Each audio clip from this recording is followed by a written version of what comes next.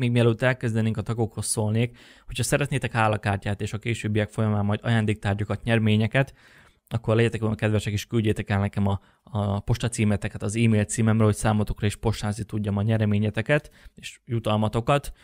És ez minden jelenlegi tagnak szól, és azoknak is, akik majd a későbbiek folyamán esetleg majd úgy döntenek, hogy tagságot vásárolnak. Allergia. És bedugult a fülem is. Ez már bizony allergia. És most akkor vágjunk bele. Úgy gondolom, hogy minden rejtének megvan a maga szépsége.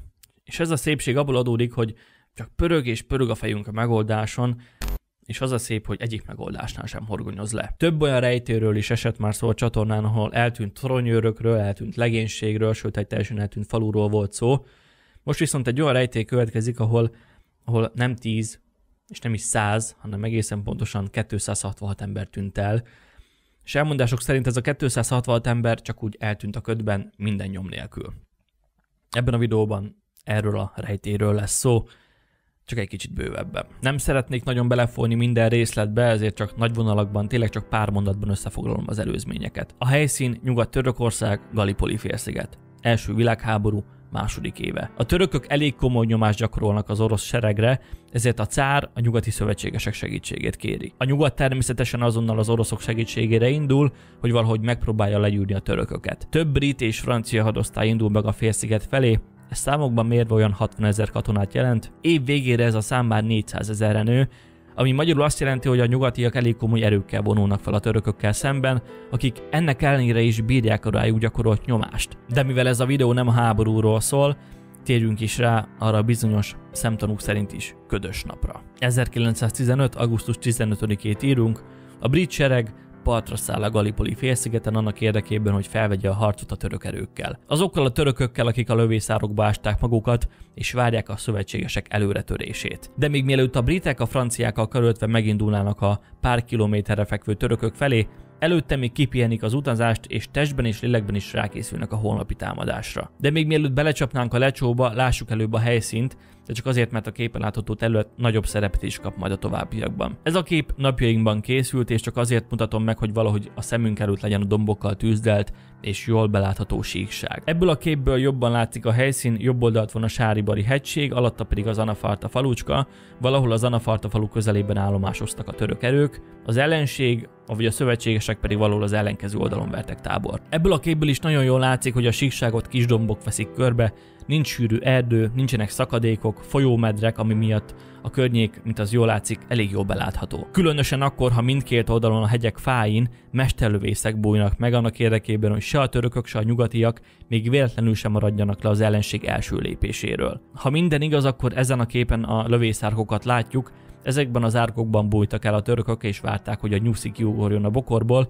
Ezek az árkok, mint az látszik, igaz kicsit lazább formában, de mind a mai napig megmaradtak a félszigeten. A számokról és az erőviszonyokról még nem tettem említést, pont itt az ideje.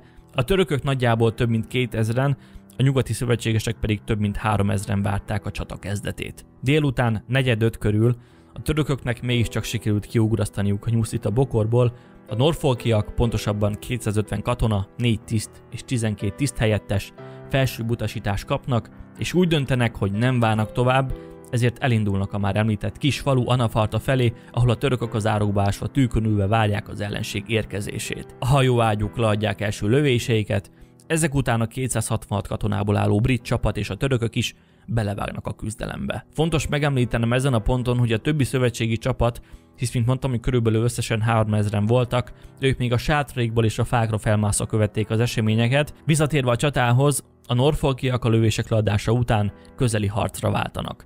Ami azt jelenti, hogy szuronyra váltanak és elkezdenek a török árkok felé rohanni. Majd egyszer csak a következő történik, legalábbis a félszigeten mindenki csak megerősíti a következő jegyzőkönyvbe is foglalt nyilatkozatot. Egy furcsa színű, szivarformájú felhő jelent meg a domb felett, kezdetben úgy kb. 60 méter magasan lebegett, majd levált belőle egy darab és követni kezdte a norfolki csapatot. Fél perc elteltével ez a levált, szivar alakú felhő leereszkedett a norfolkiak felé, és ettől kezdve nem láttuk a norfolkiakat. Összefoglalva, egy szivarformájú, sűrű felhő jelent meg az égen, miközben a norfolkiak már majdnem a törökök szájában voltak, majd egy darab kivált ebből a felhőből, leereszkedett a katonák felé, és 10 percig senki sem látta, hogy mi történt a norfolkiakkal. 10 perc elteltével a sűrű felhő felszállt, visszacsatlakozott az addig várakozó többi felhőhöz, és a tenger irányába távoztak. Ami azért furcsa, mert a szél a tenger felől fújt, szóval ha felhő lett volna, akkor a fizika törvényei szerint nem a tenger felé kellett volna, hogy szálljon. Amint elhaladtak a felhők, a csapatok azonnal a norfolkiak segítségére siettek, mert először azt hitték, hogy támadás érte őket, de amikor odaértek a helyszínre, arra a helyszínre, ahol legutoljára látták a 266 katonát, most amikor odaértek, megdöbbenve tapasztalták, hogy a társaik úgy eltűntek, mintha sosem léteztek volna. Semmit sem találtak a helyszínen, ott voltak a katonák lábnyomai, de a lábnyomokon kívül semmit sem találtak. Hadd ne mondjam, hogy ezek után a katonák már félve léptek a csatamezőre, mert féltek, hogy a törökök egy eddig még nem látott technológiájával állnak szemben, és nem szerettek volna ők is részesei lenni egy ilyen felszívódásnak. Miután véget ért a háború, a brit kormány felkérte a törököket, hogy árulják el, mit tudnak az eltűnt 266 katonáról.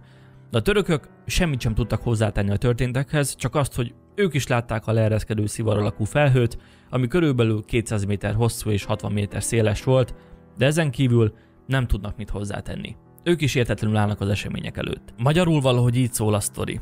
Egy csata közepén, amely területet több százan figyelnek rezzenéstelen arccal, szóval erre a területre egyszer csak berepül egy felhő, és eltüntet 266 katonát úgy, hogy senki sem tudja, mi történt, és az sem, hogy hogyan. Persze elméletek azért mégiscsak születtek, hisz eléggé elterjedt, főleg brit körökben a hír, amikor az eltűnt katonák családtagjai azt az üzenetet kapták, hogy tudjuk, hogy férje hősiesen szolgálta volna a hazáját, ha lett volna rá alkalma, sajnáljuk, de a férje további 265 emberrel egyszer csak eltűnt, mert felszívta őt egy felhő. Valahogy így kellett ezt elképzelni. A brit kormány próbált magyarázatokkal szolgálni, pontosan próbált, de nem talált magyarázatot. Viszont ha a kormány nem, akkor a nép persze tudja, mi történt.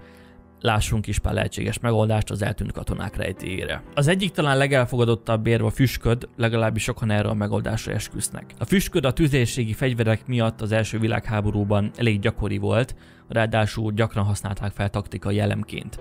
Hisz a füstben nem látta az ellenség, hogy milyen erővel áll szemben és hogy merre is tüzeljen. Szóval ez a lehetőség valahogy úgy szól, hogy mivel a szél pont a tenger felől fújt, ezért biztos csak a szél volt az, ami mondjuk egy hajóágyú füstjét befújta a szárazföld fölé, és amíg a hatalmas füst miatt szem elől tűntek a norfolkiak, addig a törökök az alatt a 10 perc alatt biztos lemészárolták őket és eltüntettek minden bizonyítékot. Személy szerint nekem az a bajom ezzel a lehetséges megoldással, de inkább csak egy kérdésre nem tudok válaszolni, hogy lehet az, hogy az a több ezer katona, aki több csatát is megvívott, hogy lehet az, hogy nem ismerték fel a füstöt.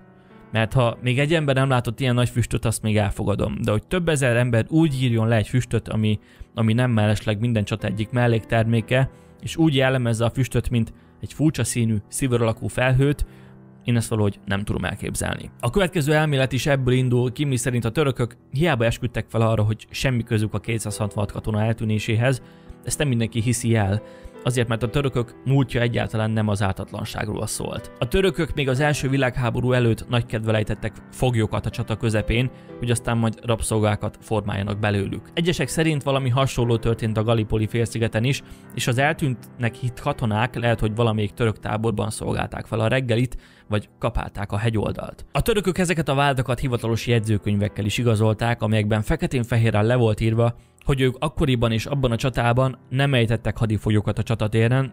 Minden esetre ez volt a törökök válasza a vádakra, én pedig úgy gondolom, hogy utólag már bármit le lehet írni. A vádakra a törökök nem csak jegyzőkönyvekkel, hanem szintén vádakkal válaszoltak. A törökök szerint a britek csak úgy megrendezték ezt az egész mesét csak azért, hogy ne járassák le az akkor nagyra becsült brit hadsereget. A tények pedig erősíteni látszanak ezt a tényt is, hisz a britek hadserege elég kemény seregnek volt titulálva, és még ők sem bírtak a törökök védelmével. Egyébként ezt a számok is bizonyítják, hisz a britek ostroma majdnem egy évig tartott. És mint azt korábban mondtam, összesen 400 000 katonát rendeltek ki a félszigetre, ami szintén azt bizonyítja, hogy a törökök legyőzése nem volt épp fáklyás menet. De ott van az a teória is, amit talán a legjobban ráilleszthető a jegyzőkönyvekben leírtakra. Ezen elmélet szerint ez a 200 méter széles felhő egy felhőnek álcázott idegen űrhajó volt. Az űrhajó levált az anyahajóból, és magába szívta mind a 266 embert, csak azért, hogy majd kísérleteket végezzenek rajtuk, és még több információt szerezzenek az emberi fajról. Akkoriban, mármint 1915-ben a katonák és az emberek sem voltak tisztában az UFO fogalmával. Sőt, akkoriban nagyon nem is beszéltek erről a témáról, hisz sokkal fontosabb dolgok is fenyegették a mindennapjaikat. Szóval nem hiába fogalmaznak úgy a jegyzőkönyvekben, hogy furcsa színű, szivara alakú felhő, mert ha valóban UFO volt, azt ők nem tudhatták, mert, mint mondtam, nem volt elterjedt ez a fogalom akkoriban. Ami még erősíti ezt az elméletet, hogy a katonák úgy jellemezték a szivara alakú felhőket, hogy mintha tükrök lettek volna a felhőkben, mert a felhők furcsa, de erősen visszaverték a napfényét. Amit még hozzá kell tenni a történethez, hogy ekkoriban a törökök Németország szövetségeseként. Nem titok, hogy modern fegyvereket kaptak a németektől. Ezen elmélet szerint a törökök, persze a németek felügyelete alatt, egy olyan fegyvert próbáltak ki, amely Tesla jegyzeteit vette alapul, és már elsőre is olyan nagyot szólt a fegyver, hisz nyomtalanul eltűnt közel 300 ember, hogy inkább a németek úgy döntöttek, hogy soha nem vetik be újra. Én ezt az elméletet tartom az egyik legvalószerűtlenebbnek, mert ha valaki egy ilyen fegyvert fogott volna a kezében, egy háború közepén, akkor biztos, hogy nem mondta azt, hogy közdenem, ahelyett, hogy egy gombnyomásra mindenkit kilőjünk, inkább puskákkal és ágyukkal vívjunk meg tisztességesen a csatamezőn. És persze azt sem szabad elfelejteni, hogy Németország ezt a háborút el is vesztette. Pont úgy, mint a másodikat. És egy ilyen fegyver birtokában ez nem lenne egy logikus eredmény. Végezetül, mint mindig, én most sem szeretnék állást foglalni. Döntse mindenki saját maga, hogy neki melyik verzió a legszimpatikusabb, de az is lehet, hogy a válasz nincs a felsorolt lehetőségek között. És ha így van, akkor én nagyon szívesen olvasom az újabbnál újabb megoldásokat a rejtéllyel kapcsolatban, és ezzel szerintem nem vagyok egyedül. Egyébként, ha beteg fejem lenne, az csak azért van, mert tegnap életem futását produkáltam, és lehet, hogy napszulást kaptam. Most viszont, de ez csak egy ilyen közérdekű közlemény volt, most viszont akkor köszönöm szépen a figyelmet, sziasztok!